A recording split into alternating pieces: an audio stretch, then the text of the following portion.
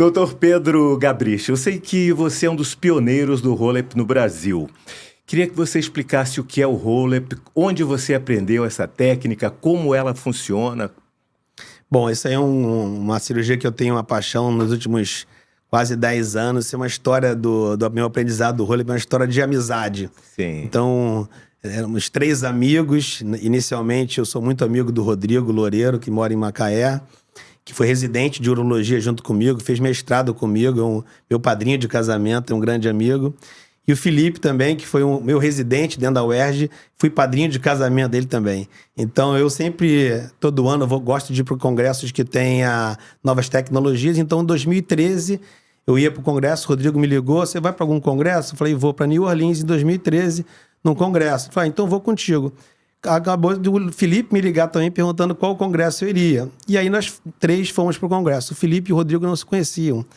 Então eu digo que é uma história de amizade, que o roll-up começou aqui no Brasil, porque eu conheci os 2 e os 2 não se conheciam. Então nós fomos para um congresso em New Orleans, tem até umas fotos, né, que eu trouxe aqui para ilustrar, né? Isso aqui são várias fotos. A primeira da esquerda somos nós 3 fazendo cirurgia de roll-up lá em Macaé, ali no metrô de Londres. Isso aqui também lá em Macaé, quando a gente começou a fazer as cirurgias, né? A gente viajava muito para conhecer, para saber como é que a gente poderia aprender sobre essa técnica. Então, em 2013, a gente foi para o congresso de urologia, conhecemos essa técnica e, a partir daí, resolvemos trazer essa tecnologia para o Brasil. Naquele momento, 2013... já existia um colega em Curitiba, doutor Slongo, que já tinha começado a fazer as primeiras cirurgias. Ele, de fato, foi o pioneiro nessa cirurgia no Brasil. Mas, naquele momento, ele não estava fazendo por dificuldade de material, dificuldade de continuidade na técnica. Então, no Brasil, não tinha ninguém fazendo. Então, a gente tinha que viajar para fora do Brasil para conhecer a técnica e depois começar a fazer aqui. Então, em 2015, a gente fez a primeira cirurgia lá em Macaé e começamos a desenvolver uma série dessas cirurgias, nós 3 juntos. Tivemos uma dificuldade, um momento, em relação ao material. Foi quando nós fomos em 2017, até essa foto aí, é uma foto em Milão, do lado eu, o Rodrigo e o Mário. A gente foi para conhecer uma fábrica nova de laser que existia em Milão. Então, para trazer novas máquinas, só existia uma única máquina para fazer cirurgia de laser no Brasil. Então, a gente queria trazer novas tecnologias para o Brasil. Então, em 2017, a gente viajou, trouxemos essa primeira máquina de túlio. Então, fomos o pioneiro também na primeira cirurgia de túlio no Brasil. Isso aqui foi lá em Macaé também, que a gente fez a primeira cirurgia. Sim. E em 2018, passamos a fazer a cirurgia com essa segunda nova máquina, era a máquina mais moderna que existia no Brasil, já em 2018, tudo com o intuito de desenvolver a cirurgia. Naquele momento ainda eram poucas pessoas que sabiam fazer, eu, o Rodrigo, o Felipe, as 2 colegas de São Paulo, alguns outros colegas pontualmente em alguns lugares do Brasil. Então isso despertou muito interesse em 2018, 2019. Foi quando eu acho que foi o boom do roll-up no Brasil. Que a gente começou a ser convidado para dar palestras em vários congressos no Brasil. E aqui é um webinar que nós fizemos internacional. Eu fui convidado para começar a falar sobre muitas tecnologias, como é que desenvolvia essa cirurgia de roll-up no Brasil. Então eu, o Rodrigo e o Felipe começamos a ser convidados para dar várias palestras no Brasil, que culminou, né, em diversos webinars, cirurgias ao vivo, em vários congressos que a gente foi convidado para falar sobre a cirurgia, porque os urologistas já estavam começando a se interessar a respeito dessa técnica, os pacientes já começavam a ouvir falar dessa técnica de roll-up, que é uma técnica inovadora, que é considerada a cirurgia principal para o tratamento da hiperplasia prostática benigna. Então, eu e o Rodrigo começamos a viajar para vários lugares no Brasil. Fomos para o Pará, fomos para Recife, fomos para o Ceará, para vários lugares de Minas, fomos para o Espírito Santo. Enfim, fomos convidados para começar a fazer as cirurgias principais, inicialmente nesses lugares Brasil afora. Então a gente começou a perceber que era uma cirurgia que estava começando a ter uma aceitação muito grande por conta dos urologistas e principalmente também os pacientes já ouvindo falar a respeito dessa nova tecnologia. Então isso foi se envolvendo muito grande, a gente conseguiu fazer o primeiro curso dentro de um congresso brasileiro, a sala ficou lotada, era uma sala para 200 pessoas, extrapolou a quantidade de gente, a gente começou a perceber que de fato era uma técnica que as pessoas estavam começando a aprender. Então a gente queria divulgar a cirurgia e também começar a passar a ensinar, porque a nossa trajetória inicial de aprendizado foi muito difícil, porque não tinha ninguém no Brasil fazendo a cirurgia. Então a gente tinha que viajar para fora do Brasil, aprender e vir fazer aqui. Então a gente entendia que para o crescimento dessa cirurgia no Brasil, a gente tinha que fazer o treinamento adequado dos urologistas para essa técnica. Foi quando a gente teve a ideia de começar a montar cursos. Mas aí veio a pandemia. Pandemia, 2020, a nossa ideia de começar a fazer cursos presenciais, dar treinamento, parou porque a gente não podia mais viajar naquele momento. A gente estava num momento de viajar bastante, paramos de viajar, então tivemos a ideia de fazer um curso online. Então nos reunimos 6 urologistas, fizemos todo um curso online para as pessoas que ainda estavam naquele momento de estar em casa, de não poder viajar, aprender a base teórica, para quando acabasse a pandemia, a gente pudesse reintroduzir novamente esses cursos presenciais. Então, isso aqui ainda são algumas fotos de algumas viagens que a gente viajou ao longo do Brasil. Então, esse aqui foi o curso que a gente fez no Instituto Ensine, é um curso online para as pessoas aprender, e depois passamos a fazer o curso em 2022, nós conseguimos, de fato, fazer nosso curso prático. Nós estamos na 6ª edição do curso prático, já treinamos mais de 60 urologistas que levaram essa técnica para as suas cidades, já estão desenvolvendo essas cirurgias na sua cidade. Então, para mim, é muito gratificante olhar agora. Ano passado fez 10 anos dessa viagem de 3 amigos para o desconhecido. A gente não conhecia a técnica, nunca tinha ouvido falar, e nesse congresso a gente ouviu falar, resolvemos trazer essa técnica para o Brasil, viajando, conhecendo países fora, trazendo, voltando ao Brasil, desenvolvendo a técnica. Hoje eu passei praticamente de 1.500 casos dessa cirurgia ao longo dos últimos 8 anos. Ano que vem vai fazer 10 anos dessa primeira cirurgia que a gente fez no Brasil, e ver que a técnica nova, como você falou, uma técnica que é considerada hoje a gold standard para o tratamento da hiperplasia prostática benigna. A gente ajudou a desenvolver essa técnica no Brasil e trouxemos todo esse aprendizado, e hoje em dia conseguimos viajar para várias cidades do país, ensinando essa técnica, ajudando a desenvolver essa técnica no Brasil. Acho que vai ficar um pouco cravado na história, né? Essa história do rolo é marcada um pouco na história, essa história do rolo e esse desenvolvimento todo que a gente fez ao longo do tempo. Uma curiosidade de leigo, doutor. Qual o diferencial da cirurgia tradicional para a cirurgia feita com o uso do ROLEP? Então, para cirurgias de próstata, nós temos diversas cirurgias diferentes.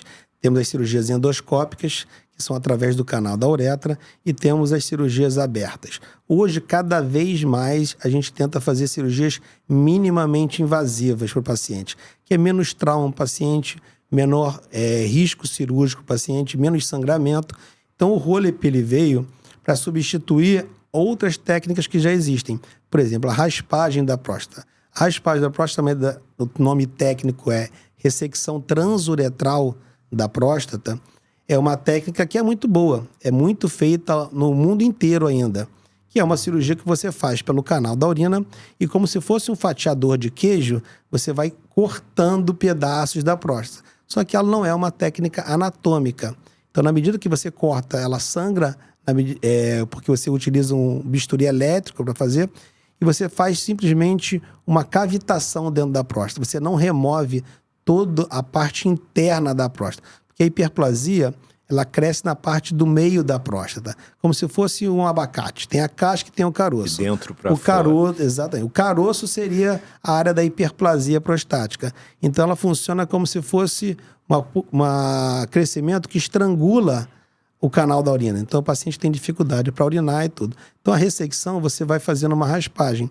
Só que essa raspagem não é anatômica. Então, você pode sobrar muito tecido. Então, o primeiro ponto é que, numa cirurgia de raspagem, pode existir a necessidade de ter que fazer uma nova cirurgia no futuro. Se o paciente for muito jovem, tem esse risco de quase 30% de ter que operar no futuro de novo. A cirurgia de raspagem da próstata, normalmente o paciente fica 2, 3 dias internado, porque tem que ficar lavando a bexiga por conta de sangramento. O paciente também tem que ficar um período maior de sonda, 2 a 3 dias. E o que o Rolep tem de diferente? Primeiro, é uma cirurgia totalmente anatômica. Então, você consegue remover todo esse tecido. Então, o risco de voltar a crescer no Rolep é menor do que 1% em 18 anos.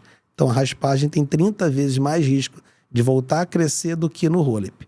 Como a cirurgia de Rolep ela é feita com uma fibra laser, que cauteriza muito bem o tecido, tem um sangramento muito pequeno. E você consegue remover totalmente todo, como se fosse o caroço do abacate. Você remove todo. Então, você vai, na medida que você vai descolando com a fibra laser, você já vai queimando os vasinhos no tronco, na raiz da próstata. Então, o sangramento é muito pequeno. Então, a diferença é que, além da taxa de retratamento é menor, o paciente fica menos tempo internado. Normalmente, menos de 24 horas o paciente vai para casa. Fica menos de 24 horas com a sonda. Ele volta às atividades do trabalho, em 2, 3 dias ele está voltar ao trabalho. Ele não pode, eventualmente, fazer esforço na primeira semana, normalmente. Mas esse é o grande benefício. Um outro grande benefício, a gente vai poder falar um pouco mais sobre os calibres dos aparelhos. O aparelho que a gente faz a cirurgia laser é muito mais fino do que a cirurgia de raspagem tradicional. Então, é o menor trauma para a uretra que o paciente tem. Você entra com o aparelho através da uretra com um calibre muito mais fino. Então, com isso, você consegue também menos dor pós-operatória, menos ardência que o paciente eventualmente possa ter no pós-operatório. Então, em relação à cirurgia de raspagem, esse é o benefício. Se a gente for comparar a cirurgia de Rolep com a cirurgia tradicional aberta, que o paciente tem que ter um corte na barriga, um tempo de internação de 5 dias, um tempo de sonda de quase 5 dias, um sangramento muito alto nas cirurgias abertas, que normalmente são feitas para próstata acima de 80 gramas, aí sim o Rolep é muito superior do que a cirurgia aberta. Porque a gente separa as técnicas cirúrgicas um pouco pelo tamanho da próstata. A raspagem normalmente até uns 80 gramas e acima de 80 gramas normalmente é feito cirurgia aberta. Então, aí sim é que o Rolep ganha muito da cirurgia aberta, porque você não precisa incisar o abdômen do paciente, não tem corte, é toda feita pela uretra, um tempo de internação muito curto. Quando a gente compara a cirurgia aberta com a cirurgia de Rolep, primeiro que o Rolep não tem corte, a cirurgia aberta tem um corte na barriga. O outro tem que ficar 3 a 4 dias internado, o Rolep só 24 horas. Você tem que ficar 3 a 4 dias de sonda, o Rolep menos de 24 horas. Tem um risco de sangramento. Às vezes o paciente na cirurgia aberta tem que ir para o CTI porque sangrou muito. Na cirurgia de Rolep praticamente não tem sangramento nenhum. Dificilmente o paciente tem que ir para alguma unidade fechada. Eu não me lembro o último paciente que eu precisei enviar nos últimos 500 casos. Nenhum paciente teve que ir para uma unidade fechada, para CTI, porque o sangramento é muito mínimo. Aí sim eu acho que o Rolep ganha muito da cirurgia convencional aberta. Doutor, ainda em relação ao Rolep, queria saber o seguinte, como é que é o pré-operatório, como é que é o pós-operatório? Conta pra gente também essa situação. Então, essa cirurgia, normalmente o pré-operatório é como o pré-operatório de qualquer cirurgia, o paciente tem que fazer o risco cirúrgico, né, dele, avaliação do cardiologista, exame de sangue, exame de urina, e aí ele faz a cirurgia. Normalmente, eu, por exemplo, opero muito à tarde, então normalmente eu opero o paciente 2 horas da tarde, o paciente opera, ele vai para o quarto, no mesmo dia ele já se alimenta, ele já pode deambular, pode caminhar no hospital. De manhã cedo, no dia seguinte, de manhã, normalmente, na minha equipe tem uma pessoa que fica no quarto tomando conta do paciente. O paciente retira a sonda, já em menos de 24 horas de pós-operatório, ele retira a sonda, ele começa a beber a água e depois que ele urina, ele vai para casa. Então, o paciente fica menos de 24 horas internado. E o que é a recomendação pós-operatória desse paciente? Então, ele pode urinar ainda com um pouco de sangue, um vestígio do pós-operatório. Então, uns 2 dias ele pode urinar como se fosse uma urina rosa clara, normalmente normal nos 48 horas de pós-operatório. Então, o paciente vai para casa hoje em dia basicamente tomando uma dipirona, que é uma cirurgia que dói muito pouco, tem muito pouco efeito colateral pós-operatório do paciente. Então, a grande maioria dos pacientes até dizem depois no consultório que não tomaram medicação nenhuma porque não sentiram dor nenhuma. Só sabe que operaram porque saiu um pouquinho rosa a urina. Senão eles achavam que não fizeram a cirurgia. Então, na primeira semana, a minha orientação é o paciente não fazer esforço físico e não ter relação sexual. Então, se o paciente teve alta, no dia seguinte da alta, se ele quiser dirigir, ele pode dirigir. Se ele quiser trabalhar sem esforço no consultório, um médico, no escritório, um professor dar uma aula, ele pode dar aula. Primeira semana sem esforço físico. Depois de uma semana, eu começo a liberar o paciente para fazer esforço físico, liberar para ter relação sexual, e aí o paciente volta a ter uma vida normal. Então, normalmente, a primeira semana, a restrição é somente de esforço físico. O que o paciente eventualmente pode ter no primeiro mês, às vezes, são efeitos da bexiga. O paciente pode ter um período de adaptação da bexiga a uma condição que ele estava urinando com dificuldade e agora ele está, entre aspas, desobstruído.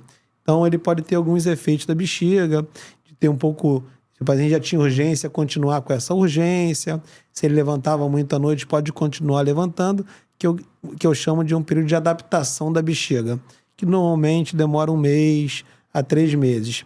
Muitas vezes o paciente fica muito pouco sintomático, e aí, a partir de 3 meses, o paciente já está praticamente muito melhor dos sintomas e praticamente sem sequela nenhuma da cirurgia. Doutor, eu quero os seus contatos e eu tenho certeza que todo mundo quer também. Bom, Mário, os meus contatos, eu tenho consultório aqui na Barra da Tijuca, no centro ali do America's Medical City, que é o centro especializado da próstata, que é uma parte mais voltada para a questão de cirurgias de próstata. E meu contato, minhas redes sociais são @Dr. Pedro Gabriche no Instagram, no YouTube também, @Dr. Pedro Gabriche.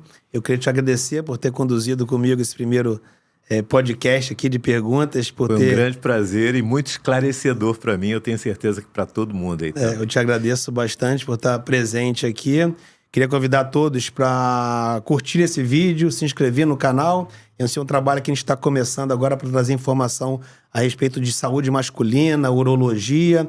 Então, se vocês gostaram de um desses vídeos, compartilhe com seus familiares, clique no like, dê o seu like para poder, tiver eventualmente alguém quiser fazer algum comentário, eu pessoalmente vou fazer as respostas desses comentários. Então fiquem à vontade para entrar em contato conosco e seguir o nosso canal, que terão muitos outros vídeos esclarecedores e vamos tirar também muitas dúvidas em relação à saúde masculina e urologia dos pacientes. Um abraço.